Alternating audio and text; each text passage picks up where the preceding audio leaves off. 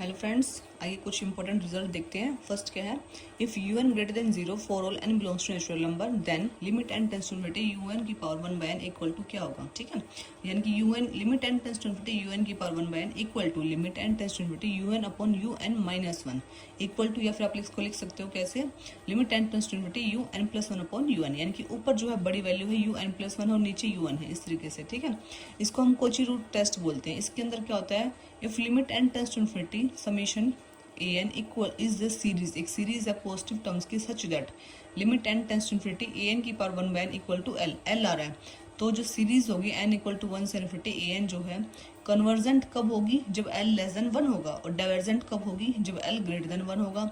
और कन्वर्स और डाइवर्स कर सकती है जब एल इक्वल टू 1, यानी कि टेस्ट फेल हो जाता है यहाँ पे। और डाइवर्जेंट कब हो सकती है, l equal to infinity, l greater than 1 मतलब 1 से बड़ा, तो इन्फिनिटी भी हो सकता है। तो यहाँ से रिजल्ट है, आप उसको बोल भी सकते हो, या कॉमन सेंस है, एल ग्रेटर देन 1 है तो यानी कि एल इंटू इन्फिनिटी पे भी क्या होगा, वो डाइवर्जेंट ही होगा। ठीक है, तो यहाँ पे ये जो यू एन की वैल्यू है, जो ए एन 1 बाई एन है, यहाँ पे जो वैल्यू है ये किसके इक्वल होती है, इसके equal, u n upon u n minus 1, या फिर आप बोल सकते हो u n plus 1 upon u n. ठीक है, नेक्स्ट देखिए, n z comma plus comma dot is a commutative ring. अभी देखो हमने पिछली वीडियो में देखी है रिंग की प्रॉपर्टीज क्या थी, और फिर कॉम्यूटेटिव रिंग क्या हो जाता है, if n is positive integer. देखो देख लेते हैं, पहली बात तो एबिलियन ग्रुप होना चाहिए, नेक्स्ट फिर वो क्लोजर अंडर मल्टीप्लीकेशन होना चाहिए, एसोसिएटिव होना चाहिए, डिस्ट्रीब्यूटिव होना चाहिए, और फिर कम्यूटेटिव अंडर मल्टीप्लीकेशन होना चाहिए। ठीक है, तो z comma plus comma dot 2z 3z up to so, ये सारे क्या होते हैं, कम्यूटेटिव रिंग होते हैं।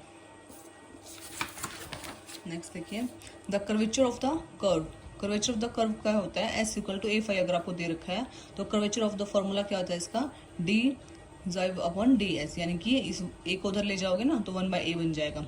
ठीक है, the volume of the definite integral, integration दे रखा माइनस ए से a mod x d x is equal to क्या हो जाएगा, माइनस ए से a mod x d x.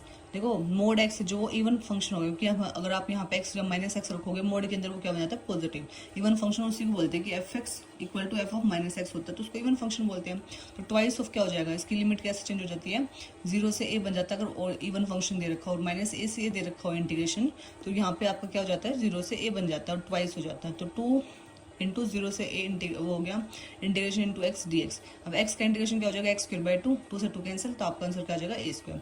Next देखिए, Archimedes principle properties of R क्या होती है, for real number y greater than 0 के लिए एंड एक्स के लिए, then there exist natural number, एक नेचुरल नंबर एन एग्जिस्ट करता है such that n y greater than x, that is y को 1 पुट कर दो तो वाई एन क्या हो जाएगा, ग्रेटर देन एक्स। ये होती है आपकी आर्गुमेंट प्रॉपर्टीज। Thank you.